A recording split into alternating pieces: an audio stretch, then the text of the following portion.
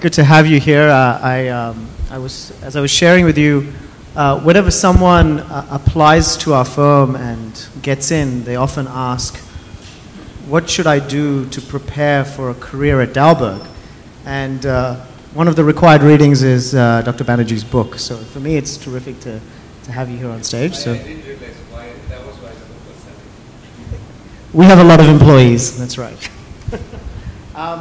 So I think what we're going to do is have a discussion on this great documentary that we just saw, but also some of the themes that come out of it. So I know there are several of you who have come in a bit late, and so I think that today's discussion is both on the documentary and the elections in general. You started the documentary by acknowledging that when people talk about democracy, they generally focus on this idea of a leader or a party that's going to win, and that's a very dramatic art. No one really ever talks about voters, and this is a documentary about voters. Why did you make this documentary? I mean, it essentially comes out of all the other stuff that we do. Is this working? Yeah. I mean, if you sort of, as an economist, one thing we dearly miss is the ability to record all the things we hear. Because, you know, we get people to fill in surveys, and when you have a survey, the answer is yes, no, maybe, uncertain, but it's not a complicated narrative that people offer, but we hear the narratives are always there. There's always kind of, you feel greedy to capture it in some form. I mean, it's hard to, you know, hear. I mean, we had 100 hours of footage, or a bit more than 100 hours of footage. I mean, I watched all of it over and over. So my head is full of this, and in a sense, it was very hard to get. It took us very long to make the movie partly just to get rid of footage, because, you know, this 100 hours of footage, you want to kind of put all of it in. There's so many wonderful conversations, and then you start imposing constraints on yourself to get rid of it. And so it was mostly just that, which is sort of, you feel greedy. You want to somehow capture what you're hearing, which you don't. You let go of it and you forget. So there was always, that was always very much the intention.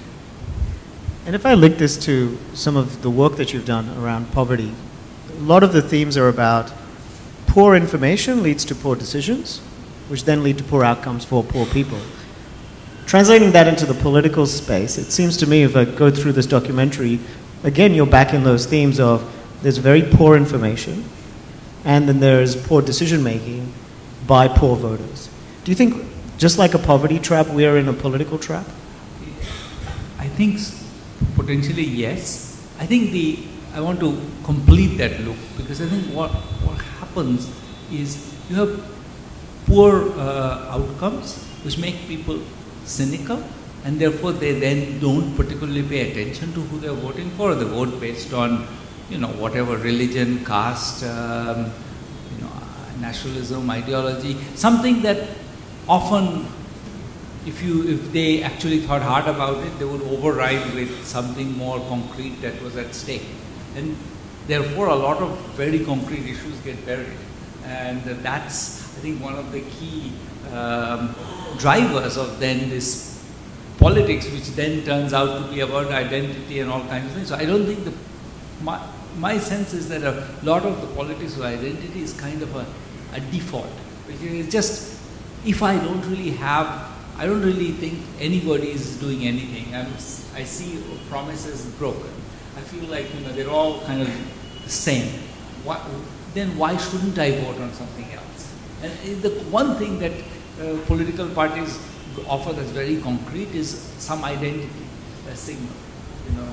And that's often what drives voting. So it's kind of, and then once you have people voting on identity signals, then of course political parties' incentive to deliver goes down. Because, you know, why deliver? If nobody's going to pay any attention to what you're doing, then there's no point in delivering. But what baffles me about the cynicism is voters turn up. I mean, what's amazing about India is that it has a very high voter turnout, where the transaction cost of voting is actually quite high. In your documentary, you show people traveling, taking buses, and you know, for poor people, that's a high transaction cost, and you have high voter turnout, and yet you have cynicism. How do you square all of that? Well, I think that we have to, the first order fact, I think we have to grapple with is the reason people vote cannot possibly be that they expect to directly get some reward for it. That can't possibly be. They care about the democracy per se. It has to be a value in itself. And then participating in it well would be another value, but and therefore it's not astounding that they don't invest a huge amount of thought in it. I mean, it's not, if you think about kind of the fact that they are broadly cynical about the state, plus the fact that their chance of being a pivotal voter is essentially zero, it's some infinitesimal number, they're not going to be the decisive voter, why would I vote? It has to be that democracy is kind of something that people have bought into. It's one moment of fun in a sense. It's celebratory. It's a challenge. I'm going to, maybe my candidate will win. There's some excitement there, but I think that's a absolutely first order driver of people's decisions to vote.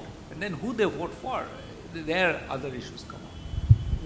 You're essentially arguing that people are bought into the process, but not the outcome of the process. Would that be fair? I think they even accept. I mean, I think that they are. I mean, the emergency. I think what has been documented with the emergency is that when the emergency was going on, the sense that something had been lost was felt quite deep. It was not just Delhi elites and Bombay elites who felt it. It was felt quite deep. And I think that evidence suggests to me that it's not true. I think people in general feel there are very few real rights. They have all kind of fictional rights, but there are very few real rights. Voting is a real right. They understand that this is one time when we have some power. All these powerful people come and kind of try to pretend that they care about us. So in some sense, I think this is, from them, it's one of the few signals that the state gives that is actually, that they matter. So I think it has a kind of a symbolic value which is very powerful. Now, I found economists fall into two categories. They either love to show you that people are more rational than you think, or they love to show you that people are much more irrational than you think. In the case of, as you went through this sort of tome on voting, where have you come out on the other end? Do you feel that the Indian voter is rational, and are they becoming increasingly or decreasingly rational? I think it goes back to what I said before, which is that I think that given the kind of the rewards from getting it right, especially if you believe that the rewards are pretty small because the state is going to be inept, whatever you do, then in some sense, the rewards are small. So the fact that people invest any emotion, thought into it is already, and we see people investing thought, they are analytical. I think that they just enjoy the process. It's not because they think they're going to reward it. They're doing it out of the fact that, look, this is a game, I've decided to join the game, I'm going to play it well. I think that's my sense of how it works out on the ground. And I mean, if I was to understand you, that does itself seem like a pretty cynical outcome. Is that how you see the state of voting to proceed in this country, or is that your assessment? I think that's the nature of democracy. I don't think that one should expect.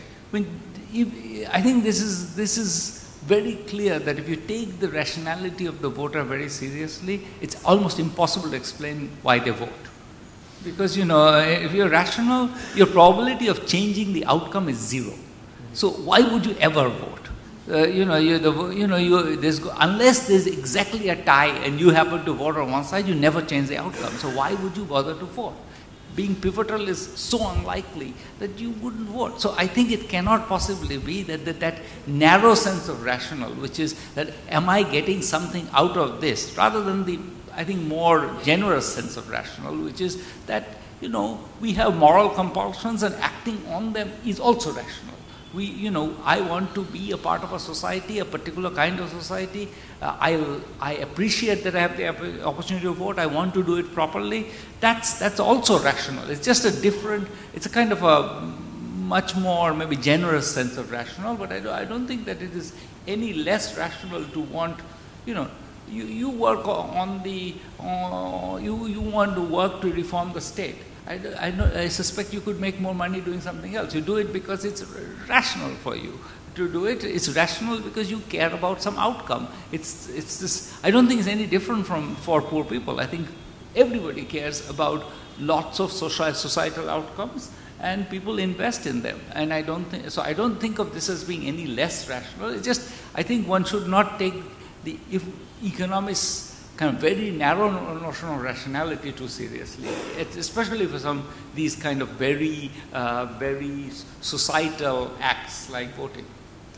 So just based on that, I want to pick up on something that Anjali Bharadwaj mentions, right? I think the underpinning of any democracy is the notion that good performance gets rewarded. In your mind, her thesis is that that's problematic in India because people actually don't understand performance. The data is not there on who is performing. For you, as you sort of went through this, it's a strange question, but imagine there are 3 data points or 3 pieces of data that every voter should have. In your view, what are those sort of important pieces of data that should allow someone to make a more informed choice? I would even go to 1. I don't even think, at some level, I think the most important piece we can reassure people about is that the state matters. That, sometimes it seems it doesn't matter, but it does damage, it does all kinds of things. I think making the case to people that you should care, that this is not, it might look like nothing happens, but all kinds of things happen. If you look at, sometimes things happen without people the people in power fully understanding what they're doing. But the state is very consequential, especially for poor people. It's not, look at what's happened because of the particular, this government decided, perhaps rightly, that it wanted inflation to come down. As a result, it has completely changed the MSP policy, the minimum support price in agriculture. Agriculture distress has a huge amount to do with that. So governments have consequences. When they say we're going to fight inflation, you should listen to what they're saying and you think of how they're going to fight it. And if the answer is they're going to fight it by MSP, then when you're a farmer, you should think about it. I'm not saying necessarily that you should not be altruistic and think, the nation needs lower inflation, so I'm going to take it in the chin. But whatever it is, it's not the case that it's not consequential. You don't necessarily, what's going to happen directly is often, your ability to change that might be minimal, but it's not the case that these decisions are taken lightly. So I think one point I want to emphasize is that, and we have experimental evidence. We did these large-scale election experiments. One of the things we do is we actually, instead of telling people, do this or do that, we often just tell them, look, it's important. And when you tell people it's important, they change their votes massively, actually. The outcomes change. It's not that people are insensitive to it. In a sense, it's almost defaulted onto not engaging. It's fine, it's all the same. It doesn't matter. And that particular thing, if I had to break one thing, I think we want to tell people that we won't tell you what to choose, but you should be engaged. And I think inviting people to be engaged more. And I think they are willing to be. They forget that this is a momentous decision. Can you say a little bit more? Because I think that's not a conversation that is usually had when we talk, bringing it up to sort of that meta level, that the state itself matters, and how do we perceive that, whether we perceive the state not to matter to us or to matter to us. Can you say a little bit more about that experiment? Because I'd love to hear about what were the outcomes of that. It's an experiment in Rajasthan where at the Panchayat election, we told basically in 200 odd villages, was chosen at random. We gave them a message. The message was very simple, which is that your Panchayat spends now, after NREGA, it spends this much money every year. On average, every Panchayat in the district spends this much. We didn't tell them any information about their own Panchayat. Okay, so we didn't say your Panchayat leader is bad or anything like that. We just said, on average, so much money is spent. Why we did say that? Because it's a lot of money. Once you say that number, then it's a big number.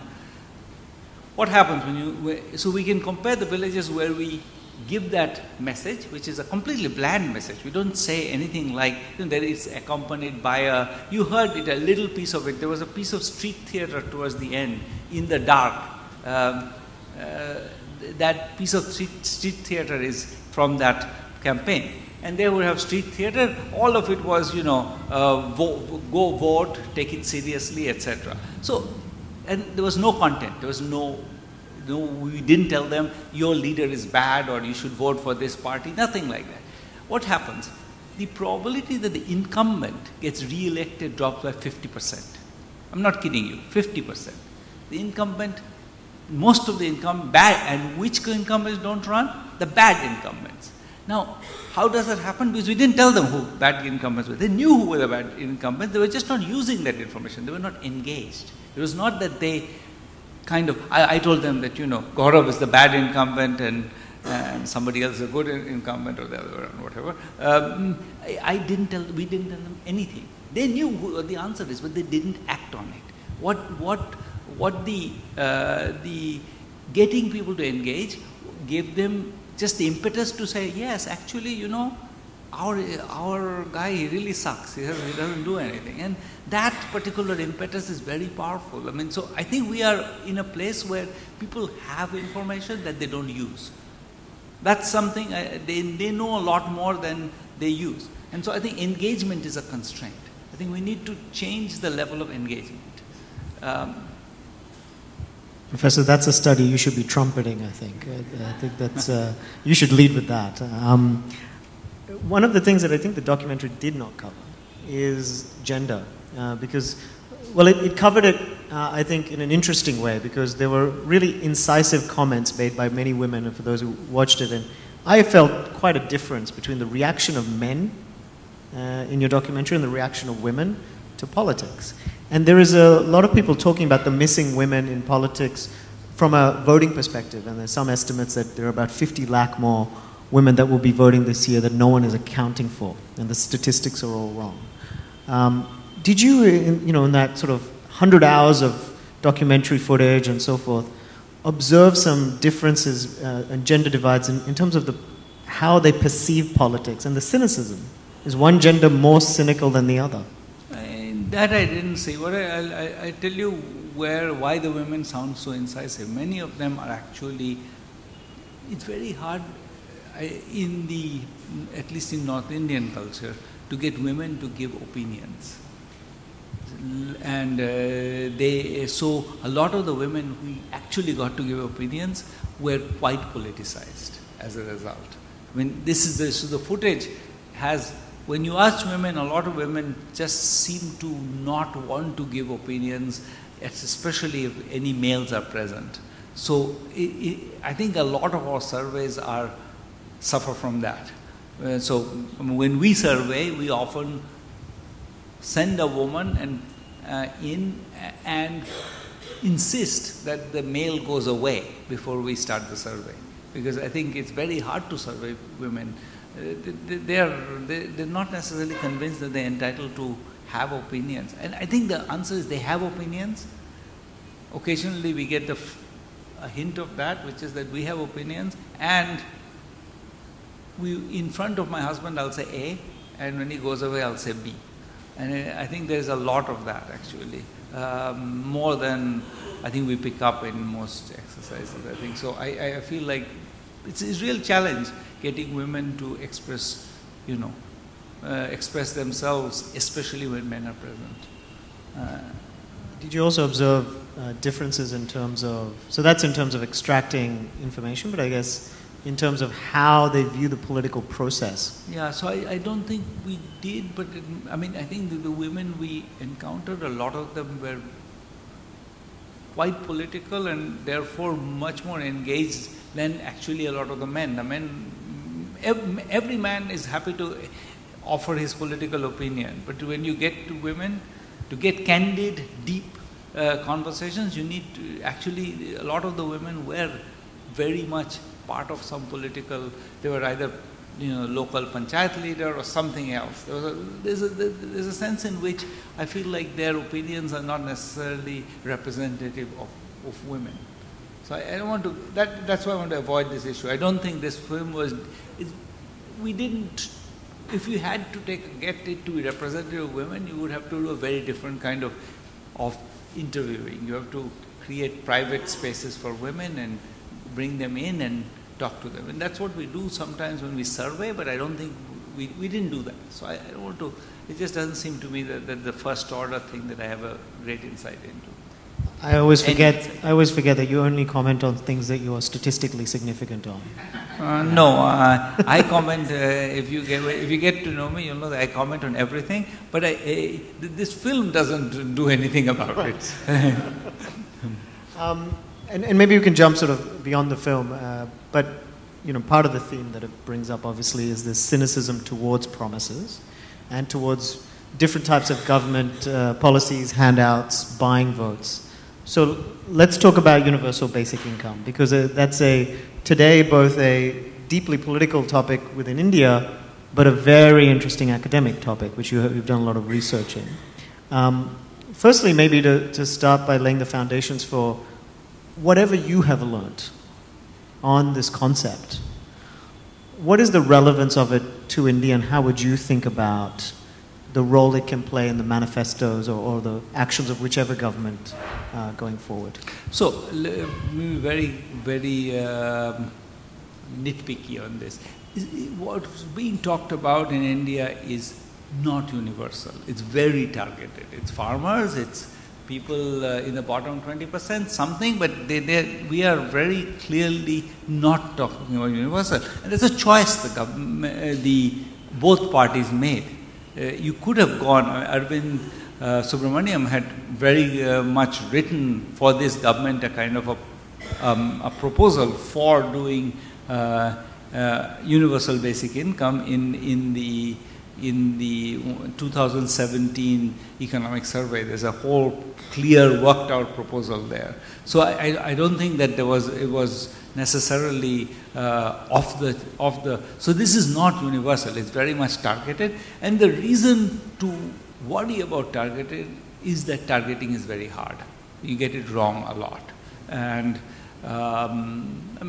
it's easiest to give the Congress Party's idea a little bit of credit. It's easiest at the bottom. We've actually been working on targeting in Indonesia for many years. We have a series of papers on this subject. So and you can see that at the very bottom it's not bad, except at the very bottom a lot of poor people actually they're so scared of the state that they stay away. So you really want to not be exclusionary. You don't want to be saying that, show me the proof that you're poor, otherwise we won't let you in. Then that really discriminates against the poorest of the poor. You want to be pretty relaxed in selecting people at the very bottom. But the people who are at the very bottom are actually the easiest people to identify, because for one, they don't actually often live on the same kind of land that other people live on. They live on margins of the villages. In West Bengal, there were these people who lived on these sandbanks where the water rises in their house. Just when the tide comes in, they have water in their house. They live there because that's the only land they are allowed to have for free. So there is a sense in which these people are actually easier to identify. As you go up, it is harder and harder.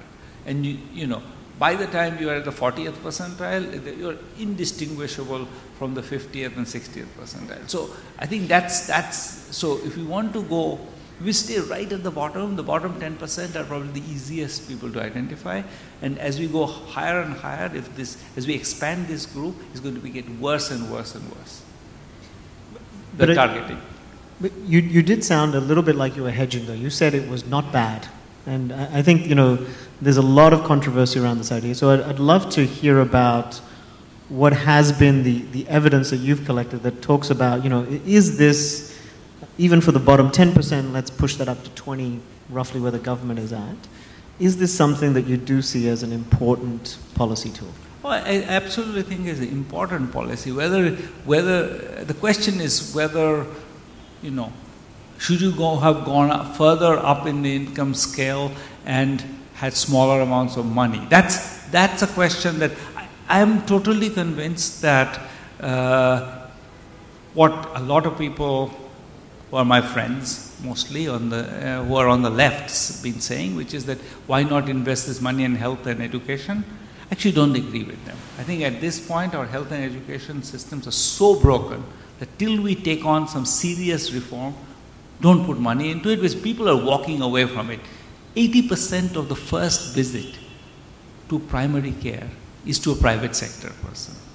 That number should give you pause. I mean, everybody has a sub-center, a government sub-center within 1 kilometer. 97% of the population, I think, has access to it. Now, nobody's there most of the time because, these things don't work. Likewise, if you look at the share of people poor people going to private school, it's just going up. It's crossed 50% in most states. So, till we have a kind of a major reform effort, which, I think is not impossible to do. I think the Delhi state has actually, both in health and education, they have been absolutely the leaders, and they have been, I think you look at the Delhi the performance of Delhi government high school students the last 2 years relative to students in private high schools, they do better. And so reform is possible, but whether it's but we haven't taken it on. On a national scale, we have nowhere close to taking it on. So till we do that, I don't think there is a sense in which if we wanted to do something for the poor, I think our kind of gut instinct is to let's invest in health and education. Well, poor people actually would rather have money and spend it, because that's what they're doing. You can see it. Every piece of data suggests that. They don't unless the quality improvement is real, I don't see a way to justify putting more money into health and education right now. So that's a long-winded way of answering the question. Do I think this is a good... Look, I think I'm somebody who believes in redistribution. I think that if we want to claim we are a middle-income economy, a great country, whatever, then I think we need to do something about the poor. It's not possible to just shoot down satellites or whatever. I think the greatness comes with some costs. So if we want to be great, we better deliver on, I think, what are our standard metrics of greatness. And so I don't think redistribution is a bad thing. I think there is plenty of evidence of both extreme poverty and unhappiness. I don't see why there should not be a response from the state. So in that sense, I'm in favor of redistribution. I don't think that within the set of redistribution activities, I think some kind of income transfer is a reasonable choice. 85 countries in the world now have it, some conditional or unconditional income transfer. I don't see a reason why we are so different from any of them. And there is actually substantial evidence that these income transfers make people better off. All of that tells me I'm in principle I'm in favor. In the particular instances, maybe I'm less in favor, but there's not so much haste, let's say. I suspect there will be some very specific questions from the audience on this, but maybe in terms of some of the final questions I have is around your movie started in, I think the first set of things you looked at in 2007 and onwards. So I'm sort of interested in that what has changed question. The first question being around technology, this whole idea of social media and so forth. I'm curious, do you think we've become even more sort of episodic, that where it's really the last event that is now driving a lot of voting behaviors and voting sentiments? Did you see any evidence of that? Do you see any evidence of that? I didn't really look for it. I don't know. Yeah. I hope not. I have no idea. Do you feel that when we well, actually, maybe let me turn that question differently. What do you think has changed? So if you look at 2007 and you look at 2018, 2019, do you see any change? Yes, the political discourse is much more polarized. I think there's a willingness to take on a particular set of public positions. Whatever private positions were, the nature of the aggressiveness with which a certain class of public positions are being taken is very different now than it was in 2007. I think 2007 there was a veneer of kind of politeness in the discourse, which has, I think, has been fraying for some time, and I think is at threat now. And if you look at that as a statistician, I mean, where arguably if you had this conversation in any country, that comment would come up, right? This idea of polarization. What is it that is common? I mean, what has changed, do you think, at the global level versus what's uniquely Indian that's leading us to a very polarized conversation? I don't know that there's anything, you have to be anything uniquely Indian. I think this is, as you say, you're right, it's a global phenomenon. And my reading of, there's actually lots of research on this, and my reading of the research is that social media does play into it. That social media is part of the reason why there's more polarization, and because social media, I think the language of social media, especially of Twitter, is very natural for kind of very like emphatic claims.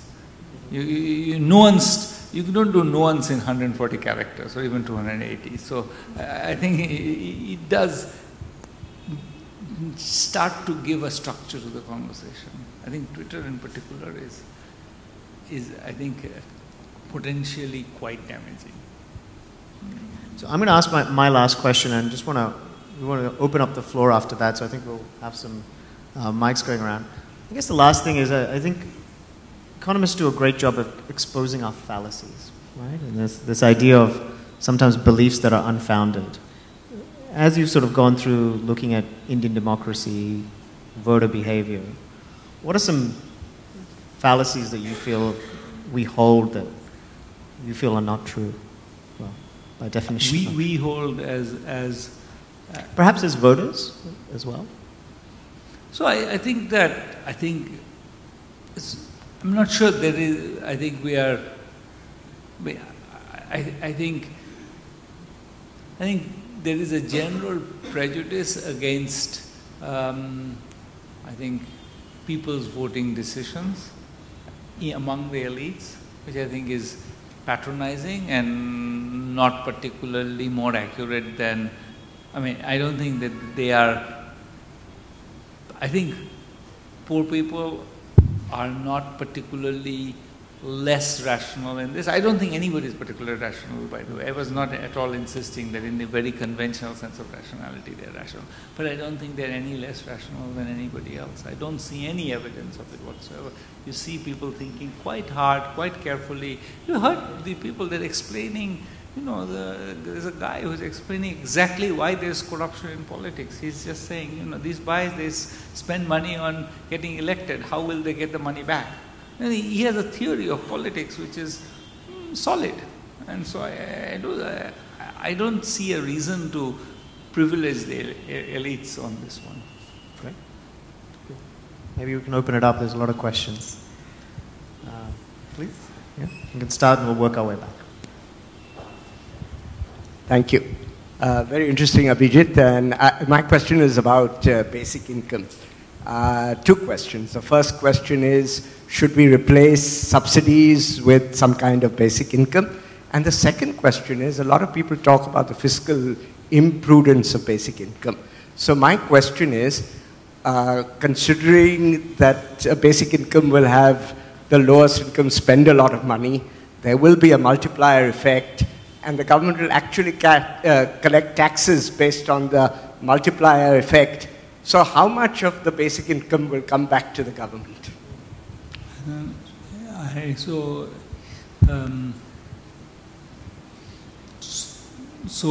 in terms of, I guess your first question, on the second question, I don't know. I have seen, all the evidence points to the fact that there's a large multiplier, actually. There is actually a bunch of, not of basic income, but of other interventions in India which increase local earnings, which seem to show that there is a fairly substantial multiplier. For example, when NREGA payments become more efficient, and so people get more money in their pockets, the increase in total increase in earnings is multiples, 8 times, I think, the total NREGA earnings, because everything else kind of booms. So it's a quite large multiplier. So I'm pretty and there's other evidence as well. So quite large multiplier. I don't know what the number on this one will be relative to anything else.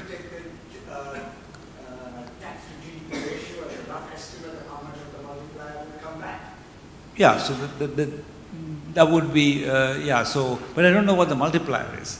I mean, if I knew the multiplier... 4 times it pays for itself. Yeah, exactly. It's 4 times it pays for itself, exactly. So I'm not, I don't know the number, but I have very much the same instinct that there is actually, we have a reasonably Keynesian rural economy, and I think that's where all of this fits together. On your first question, will you say it again? Subsidies. Should subsidies be replaced by basic? Yeah. So the answer is, I think yes, but I think it's very important to do the right sequence, which is that I think the reason why it's hard to do it is to get people to believe it's credible. So if basic income works well, meaning everybody who's promised one gets one, then I think that creates the underlying conditions under which you could say, look, water subsidies, power subsidies are ridiculously inefficient.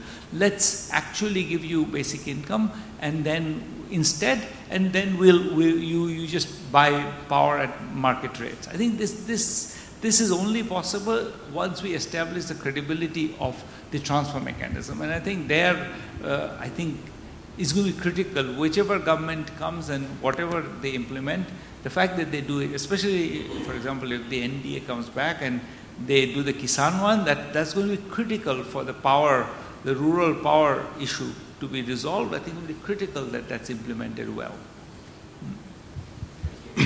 Thank you, Professor. So, yeah, just with cash transfers, I understand that there's a certain level of inefficiency, right, in getting to the target audience. And second, between governments, you could have different programs that could cause a certain level of double counting, right? So cash transfers could be, in a way, almost fiscally, cause havoc in the economy in terms of your fiscal accounts. Shouldn't we be pursuing something more along the lines of a broad-scale agrarian revamp the way China did in the late 70s, early 80s? Sorry? Don't we need more of like a broad-scale agrarian revamp that sort of China went through in the late 70s and early 80s, rather than looking for short-term fixes through cash transfers and subsidies? So what revamp? Agrarian revamp. I think agrarian revamp is I mean, in a sense, I think that the fraction of agrarian income in the agricultural income, in the earnings of agricultural families is now 30-40%. There is an agrarian revamp happening. Many of these households are leasing their land out. Now, I think so it's not the case that this is a kind of a frozen sector. I think we have done everything possible to make that process as inefficient as possible, because we have not allowed, for example, long-term leaseholds are not allowed. In fact, no leaseholds are allowed, but people do it short-term. But you don't have, for example, you can't. If I want to take your land and plant cocoa, I couldn't do it, because it would just be, it's just not possible. The laws are not. So I think we need to. I think it's not that I think we are that far from the agrarian sector changing. The agrarian sector is changing fast. It's changing in a way that's actually inefficient, because at this point what you want is some talented people going into agriculture. And because a lot of people are holding on to the land because in some ways it's mostly insurance. It's just one. So I think a universal basic income, or at least basic income, one thing it could do is actually liberate them from that. They don't have to hold on to land. If there is really an assured income, then holding on to land, they hold on to land and crop it very inefficiently. Why? Because it's not a very big part of their earnings anymore, and all one of their time. They are working in brick kilns, they are working in the city. Their one son is in the city, another son is maybe working somewhere in a non-agricultural enterprise. So you don't have, so land is a bit of a just, it provides us, it's a security blanket. I think we really want to think about changing that. So I'm not sure we need to, it's not so much that I think that, we need to, I think the heavy hand of the state does play a role. I think two things I think we should do. One is, I think the mandi system is extremely inefficient and we need to do something about it, because there's a huge collusion there and the margins are very large for the middlemen. And I think the particular playing around with, imports and exports, I think we want to subsidize urban consumers. We should do it through other means. I think this funny way of doing it by banning exports when prices are, it's both, it's bad for agriculture and it's bad for the economy. It does make no sense. So I would very much want changes, but it doesn't seem to me that it's fairly within the policy space. If we actually wanted to do it, there's a bunch of steps we need to take, but radical reform is not what I think is necessary. I think there are a bunch of steps we could take fairly, if we thought about it clearly and the political will was there, I think we could take those steps. Yeah. Do the voters really care about the economic situation in the country at all? Because what we saw in the documentary and even otherwise, people would vote on base of caste or religion or something as simple कि हमारी गली में वही पानी आ गया तो हम इसको दे देते हैं. And could that be the reason why the government, either of the government, is not taking a holistic approach for bringing up the economy at a much rapid pace? Maybe. I think the government is, to be honest, I feel that most governments in India suffer from a policy deficit. They don't actually it's not that they have 10 great ideas which they don't implement.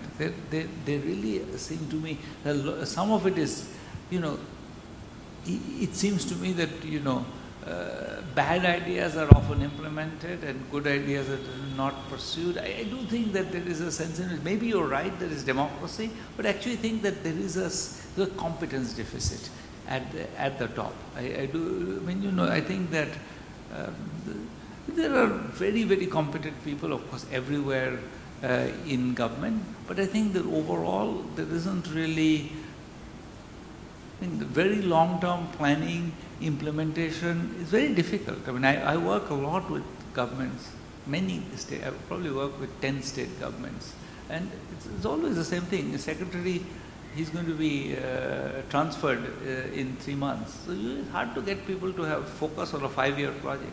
I think our governance system is antithetical to big long-term reform projects. It's quite hard to do it within government. And as a result, we have mission mode. When we want to really change something, we do it in mission mode. Otherwise, it's very hard to do it. So it may be democracy, but I feel a lot of it is also that our culture of governance is extremely weak. Or not extremely weak is unfair. They've done lots of, there's been lots of achievement, but still not where it needs to be. Yes.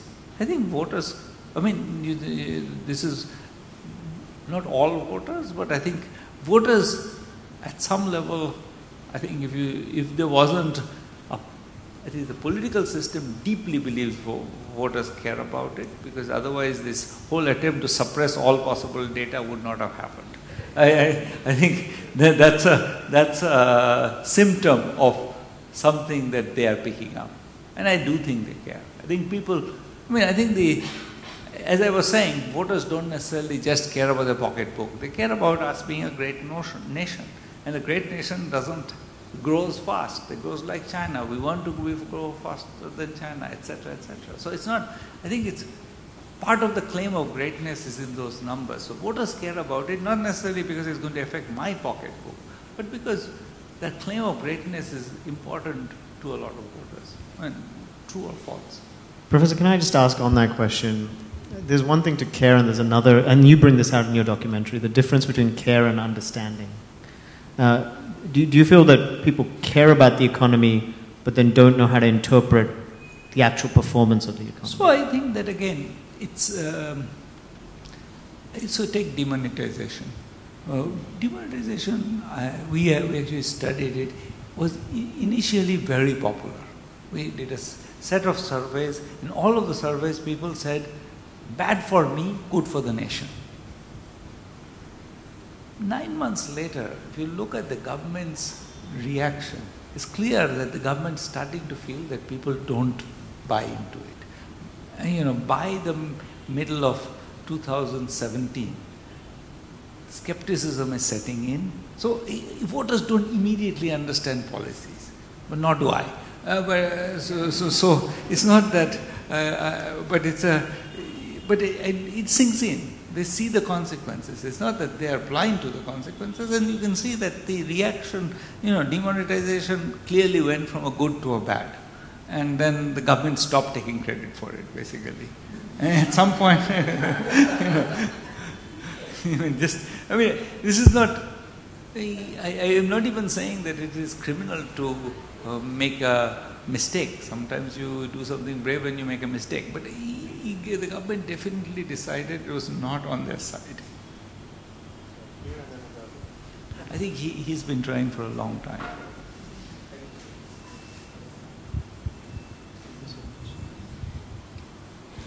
Good evening, sir. My name is Parijat Shukla and I work as a scientist in Bureau of Indian Standard. My question is about money and democracy, the link between money and democracy. As one of the speakers in your documentary, he had said that the system is such that good people won't be reaching to the top. Only those will be reaching who will be able to pay back the gratification. Recently, we have seen that 2 of Boeing's plane, they went down, and as things are coming out, the pilots were not trained because Boeing wanted to push up its product. So if in a developed country like America, money could play such an important role in such a crucial sector where passengers' life become immaterial, then what can we expect in India where industrialists, they give money to the politician in election, and then obviously they would want their returns back. And if we see at this government, which could have done a lot of system changing things because they had complete majority, and now we are scared of somebody getting absolute majority. So this is the situation as of now. So what do you think is the way out of it? Thank you, sir. I think the way out of it is known. It's that we need to have public funding of now how to implement. Most countries in Europe have public funding of elections. It's not a loony idea. It's like most parties get a budget and they're not supposed to spend any more than that. The US is an exception in a sense. In the US, if you have your own money, you can spend infinite amounts. But it's not true in most of Europe. There is a strict cap on how much you can spend. And now it won't be enforced, but still, I think it would change the equation in the sense that a certain minimum amount of money which you need to get your name out, let's say any party that got more than 5% of the vote in the state will be able to get that funding, and that's how it's organized in most countries. And I don't think that's that difficult. I don't think we could. It's not to solve all the problems. Some parties will get lots of extra money and other parties will not get extra money. But still, it gives you the first order thing, which is that if I wanted to just get my name out, not bribe voters, but just get my name out, I can't do it right now. I just couldn't do it. I personally just don't have enough money to do it. Even if I were to stand in election, I couldn't do it. So I think That's the first step. Then we could try enforcing the limit and all that. But I would say first step should be possible for somebody with no money to run in elections. That's not possible right now. Very difficult. Thanks, Gaurav, and thank you, Professor Banerjee, for your talk. You were quite downbeat on a lot of on change being possible in a lot of sectors like health and education. Is there a radical agenda that you think is realistically possible to change some of these things, or is it best left to private sector participants or people like Dalberg or foundations to kind of come up with better solutions, or is the answer in democracy? Let me. So we have a book that is going to come out in the next day or two. It's edited by Raghuram Rajan, Geeta Gopinath, and me, and it's called An Agenda for the Nation. I wrote the chapter on health. Let me talk about health. So I think health is quite interesting because health is the place where the radical failure of the state is most extreme, by far, in a sense. It is something like, as I was saying, 80% of all first contacts are with private providers. That means that when the people who, if you have you have a cough and you want to go show it to somebody, that's primary contact. And that's what, when you go to, almost always to a private provider, most of those private providers are unqualified. They don't have an MBBS degree. And most is, we don't actually know how many of them there are because nobody actually knows. But when you try to do a census in local areas, it looks like, something like 80% of those people or more, 85% of those people don't have an MBBS degree. They're practicing medicine, they're giving antibiotics, they're doing, whatever, there are bachelors of, most of them have no degree, but if you could be, for example, called a BUMS. A BUMS is a Bachelor of Unani Medical Science, okay? But you don't actually practice Unani medicine, you just like everybody else, you give antibiotics, steroids, etc. So, given that, so that's the first contact, okay? So now that person for the government doesn't exist. We cannot talk to those people. But think about what health problem we face. We face a problem of massive lifestyle diseases. We're one of the world's centers of growing lifestyle diseases, partly because we're aging, partly because we have poor lifestyles, partly because we're polluted, but we have very high diabetes, blood pressure, growing levels of cancer, etc., etc. What do you do about these diseases? So Ayushman Bharat, which is the government's first foot forward, that's treating tertiary care. That's when you have to have surgery, lung cancer surgery, it's going to pay for it. It's not necessarily a bad idea, it's a good idea for protecting people's income. It's saying that if you don't have to sell your land to pay for it. But it doesn't do anything to make lung cancer less lethal. What makes it less lethal is early detection. Early detection is not going to happen till we change the primary contact. That's the person, you go to him and you say, Mr. Banerjee, you have a bad cough. Can you get an X-ray done of your lung? That's how you get. Or Mr. Banerjee, you look like you're overweight. You're going to, maybe you should get your sugar checked. This is how you get. And then you step in early. You get people to exercise. You change diets. That's how the world has dealt with these lifestyle diseases, by changing lifestyle. And you have to have early detection and change of lifestyle. This is not going to happen until we deal with the primary contact. The problem is the primary contact is someone who doesn't exist. Because the government thinks these are illegal practitioners and therefore it doesn't exist. So there is no communication with these people. Okay? There cannot be any, they're not actually legal to practice medicine. The Medical Council of India has a very strict stand on this. Therefore, you cannot possibly bring them into the conversation. But if you don't, but I'm not going to change my doctor because the government has some opinion that your primary contact should be somebody else. That's not how it works. I've gone to the private sector because I'm paying money out of my pocket even if free was available, because the person in the government, for whatever reason, I don't trust the government person. So at this point, we need to think of how to bring those people, the people who are anathema, the people who are excluded, all the doctors who are not doctors, into this system of delivering the message. Get yourself checked, get yourself, so we need to train them. We need to somehow engage with that world. That's the world we live in. We can not like it, but it's completely asinine to sort of deny that it exists. That's how it is. And so I do think that there is a clear agenda, but the clear agenda is so far from how people are thinking about it right now, that I don't feel that that's where we're going to get, if the government suddenly decides to spend money, it's not going to be training these quacks. There's going to be on building more multi-specialty hospitals, which aren't going to solve any of these problems. So maybe that's a long answer, but it's sort of, I do believe that we need a radical rethinking. Or I could say similar long story on education. Professor, I've been asked to hand you back the mic and we bring it closer to you. Yeah.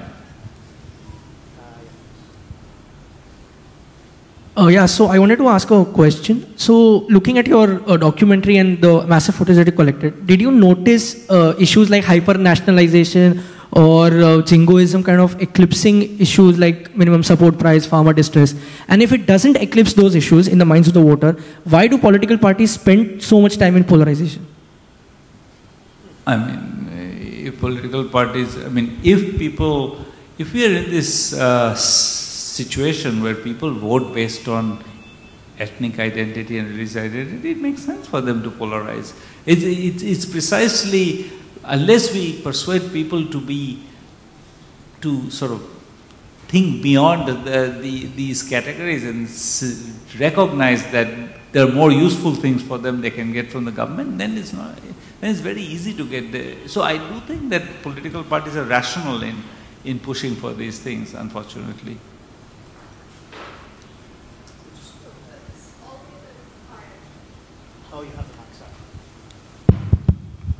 Thank you for a wonderful film, which I think takes us right down to the bottom. A couple of thoughts. Thank you. You end the film by the comment. I don't know who made the comment, whether you or someone. Actually, it was it's Ambedkar. Ambedkar is speaking to the Constituent Assembly in 1947. Right. But if I recall it, it said that at the end of the day, you've got to bring the voice of the people back into play. That's what democracy is about, and democracy is about people. It is a government by, supposedly, of and for the people. From your experience across the world, where have you found successful examples of trying to bring the voice of the people back? Where should one begin? Of course, a lot has been written about it in opening up the state and creating different forms of civil society, expanding those spaces, and of course reforming parties, which are the interface between state and society. So that's one thought. The second is that when the episode of the Aam Aadmi Party came up, you focused on the first election. And there was a comment, again, I don't know who it was, said that because of poor judgment, he protested against his own government. Now, if that judgment was poor, then he couldn't have been elected by a vote of 67 out of 70 in the following election 11 months down the line. What was it? And when one looks at the figures of that election, across all the cohorts of lower class, middle class and upper class votes in Delhi, gains were made from the vote share of the first election for the Aam Aadmi Party. So what led to that kind of behavior? And that kind of behavior brought a government back after Modi had won in the backyard of the BJP. and has led to perhaps some of the programs which you have been alluding to. An education system which is almost world-class in some respects, a health system of primary, secondary, and tertiary care, and door-to-door delivery. Could you reflect on how those choices were made? Thank you. So, on your first question, I think that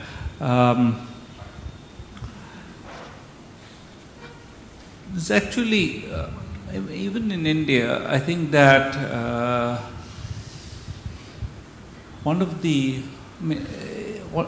I think we have forgotten how radical an innovation it was to put so much of our weight in the Panchayati Raj system. The Panchayati Raj system is, people are extremely engaged with it. Elections are very competitive. People are, you see, very kind of candid discussion. So I do feel that there is, people can be engaged. Part of our problem, in fact, let me push that point a little further, is that we have ridiculously large constituencies for the parliament. I mean, think about, we have 540 constituencies for 1.3 billion people.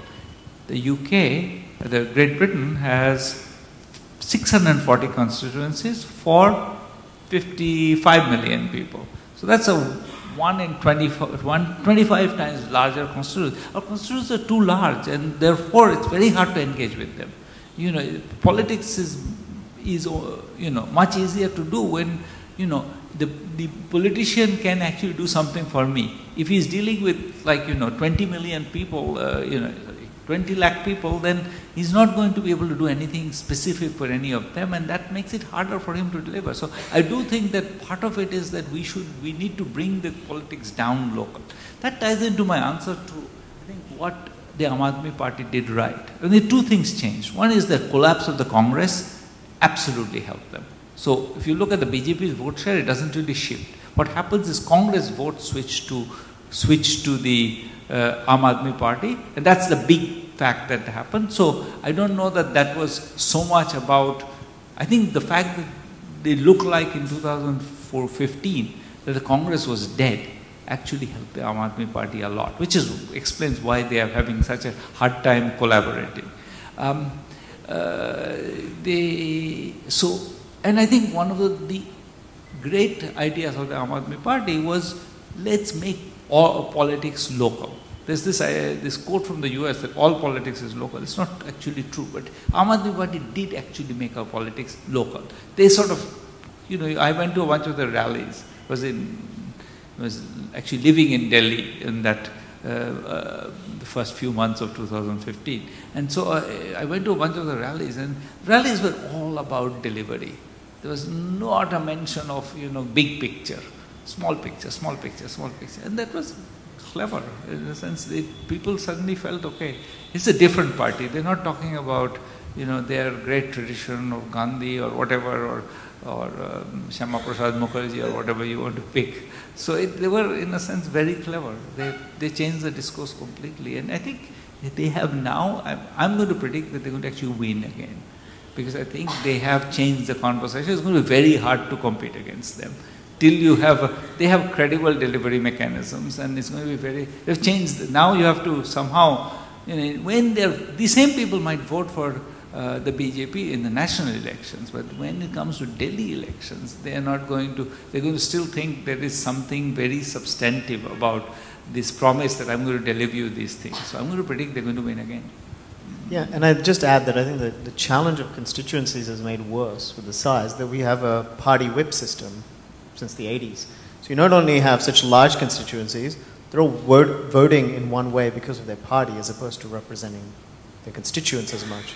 So that's a heightened issue where you've just got polarity between two parties as opposed to people actually thinking about their constituents. I do also think that one of the interesting things about the Aam Aadmi Party and the BJP election is that I think Indian voters personally are very smart at working out microeconomics and macroeconomics. For them, the Aam Aadmi Party vote is a microeconomic vote, and the vote for Modi is a macroeconomic vote. No support from the center. Obstruction from the central government. Let's make it clear. So I've been told that we have 2-3 minutes left, so we're going to have 2 questions, one here and then one over there, if that's, and then maybe a quick one over here. So my question is in the education sector. So you mentioned that Delhi performs better in terms of government education than in terms of providing the government education schools. They provide better education than primary than private sector. So what are the common policies that other states can adopt in terms of catching up with Delhi, or do you think like Delhi is an exclusive state where the government schools perform better? Oh, I think they're very. I'm going to give you a very unfair and quick answer because this is something actually I know a lot about, unfortunately. So it will take a lot. But I think the first order answer is that this trick is very simple. The trick is that most schools teach the curriculum, not the child. The child is maybe at class 2, but he's in class 5, so I teach him class 5. So he can't read, but I teach him history. He doesn't learn anything. There's no deep secret here. I think that's very clear what you need to do. So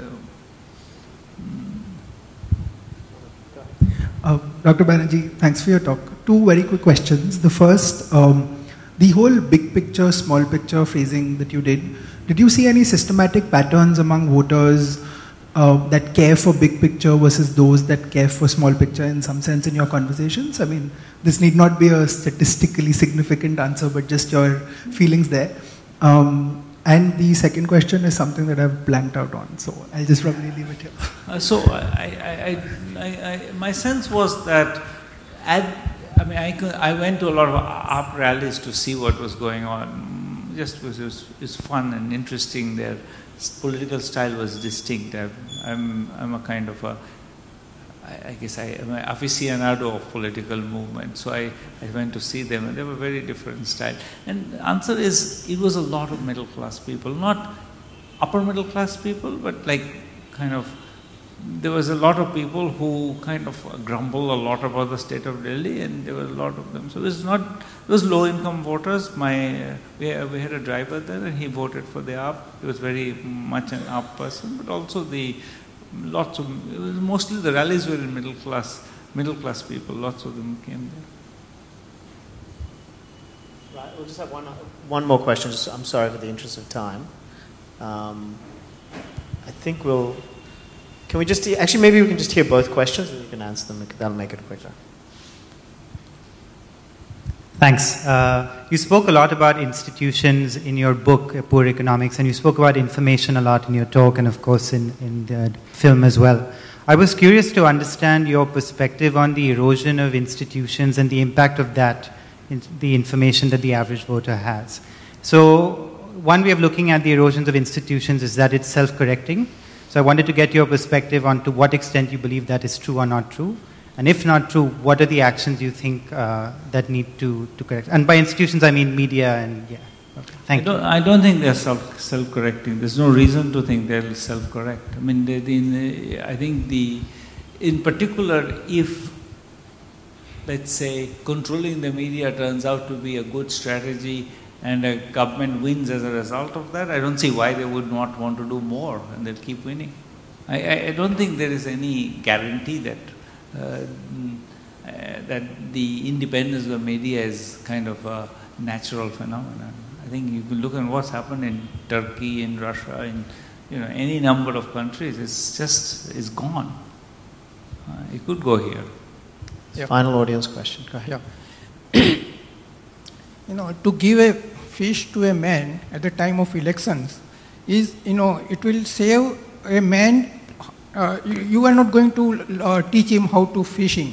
So this will create a system of wasted interest in the keeping India and a nation as a poverty, because political party will benefit. So far, this is the very easiest way to fetch the votes at the time of elections. And when you be teaching how to fish, it will take long time. That will take jobs and most of development projects. So this will giving the fish at the time of elections is a very shortcut thing. This is not long-term thought of thing. You have to create jobs. You have to create development projects and all health and education, everything. Great. So I think that was a statement we can all agree with. So maybe I'll close out. Yes. If I look at your film, Professor, your first half is interesting, and I think these were in some cases your own words, which is you have an event, and an event really changed the course of politics in Bengal. And so there, democracy at work, right? Voters got to choose what seemed like two different paths. The second half of your film just talks about the deep ambivalence of this process. It's circular, it's not really clear what my vote does, whether I really have true choice in the Amartya Sen version of choice.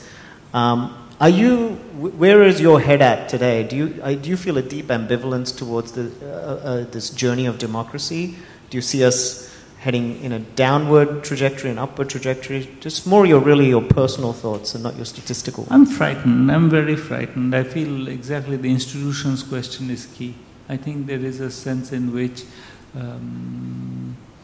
I think it's very easy to dismiss these concerns as just plain elite concerns, but they're the fundamentals of democracy. The media in particular, I think that's, I think at some level, you can see how powerful media still is, because there's so much clear attempt to manipulate it, and that's not an accidental. People care about it. And so I do think that if we had essentially state-controlled media, I think we would lose a lot. I'm actually very frightened right now.